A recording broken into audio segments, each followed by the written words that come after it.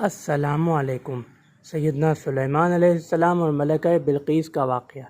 یہ واقعہ سورۃ النمل کی آیت 20 تا 44 تقریباً 24 سے 25 آیات میں مفصلاً مذکور ہے۔ اس واقعے کی ابتدا اس طرح ہوتی ہے کہ سیدنا سلیمان علیہ السلام نے ایک دن اپنے لشکروں کا، انسانوں کا، جانوروں کا، پرندوں کا جائزہ لیا تو آپ کو ایک ہدہد اس میں کم نظر آیا۔ تو آپ نے نہایت ہی غضبناک ہو کر فرمایا کہ وہ ہدہد کہاں گیا؟ اگر وہ واپس آ کر تھوڑی دیر میں واپس آ کر مجھے اپنی غیر حاضری کی معقول وجہ نہیں بتائے گا تو میں یا تو اس کو ذبح کروا دوں گا یا کوئی اور سخت ترین سزا دوں گا۔ تھوڑی دیر بعد ہدہد آیا اور اس نے عرض کی کہ حضور میں سبا کے شہر سے آپ کے لیے ایک خبر لایا ہوں۔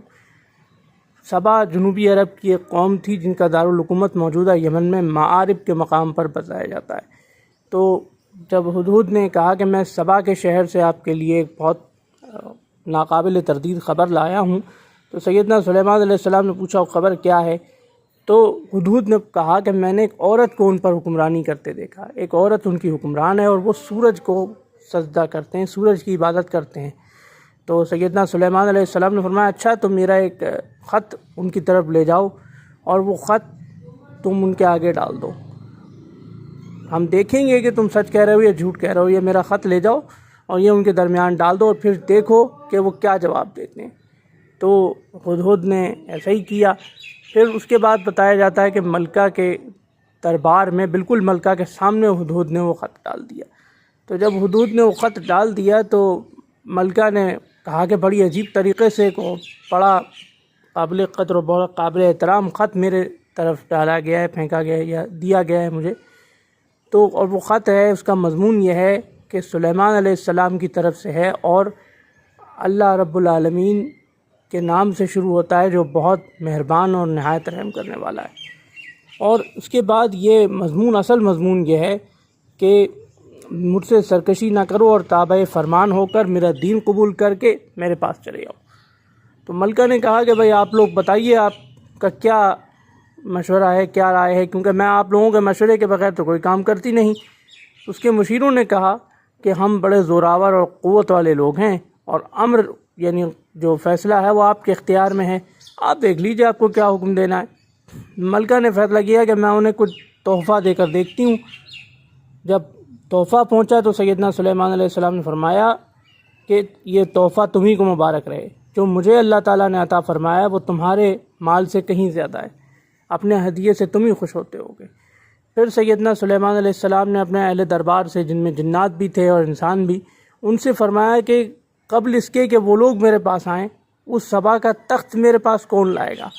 ایک قوی ہیکل عفریت جو جنات میں سے تھے انہوں نے عرض کی کہ حضور میں رائے دیتا ہوں قبل اس کے کہ یہ مجلس برخاست ہو، اور میں قوی بھی ہوں، طاقت بھی رکھتا ہوں اور امانت دار بھی ہوں۔ ایک صاحب کتاب عالم نے عرض کی کہ حضور میں رائے دیتا ہوں قبل اس کے کہ آپ اپنی پلک جھپکائیں، یعنی اتنی قلیل مدت میں لے آؤں گا کہ آپ کی پلک بھی نہیں جھپکی ہوگی۔ چنانچہ جب سیدنا سلیمان علیہ السلام نے اگلے ہی لمحے وہ تخت اپنے پاس دیکھا تو اللہ تعالیٰ کا شکر ادا فرمایا اور یہ اعتراف فرمایا کہ اللہ تعالیٰ نے ہی اس کو ممکن فرمایا ہے۔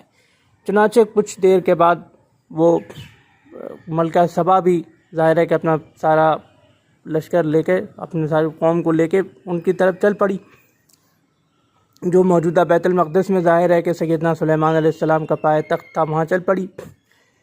وہ سیدنا سلیمان علیہ السلام نے اس سے آنے سے پہلے اس کے انتظام میں ایک بہت بڑا محل بنا لیا تھا۔ اس محل کی جو خاص بات یہ تھی کہ اس میں جا بجا آئینے لگے ہوئے تھے۔ تو جب ملکہ نے اس کا فرش دیکھا تو سمجھا کہ وہ پانی پر محل تھا، تو ملکہ نے سمجھا کہ یہ پانی کا حوض ہے، تو اس نے اپنے جو پاؤں سے کپڑا ہٹا دیا، اس نے اپنے پائنچے تھوڑے اوپر کر لیے۔ تو سیدنا سلیمان علیہ السلام نے فرمایا کہ یہ تو شیشے کا محل ہے، اس میں جا بجا شیشے چڑھے ہوئے ہیں۔ تو بہرحال سیدنا سلیمان علیہ السلام کے بعد پاس ان کے ذاتی رہائش گاہ میں آ کر ملکہ بلقیس نے اور اس کے عمائدین نے اسلام قبول کیا، اور سیدنا سلیمان علیہ السلام نے بعض روایات کے مطابق اس سے نکاح بھی فرما لیا۔ یہ مختصر واقعہ سیدنا سلیمان علیہ السلام اور ملکہ بلقیس کا قرآن شریف کی روشنی میں۔ اللہ حافظ۔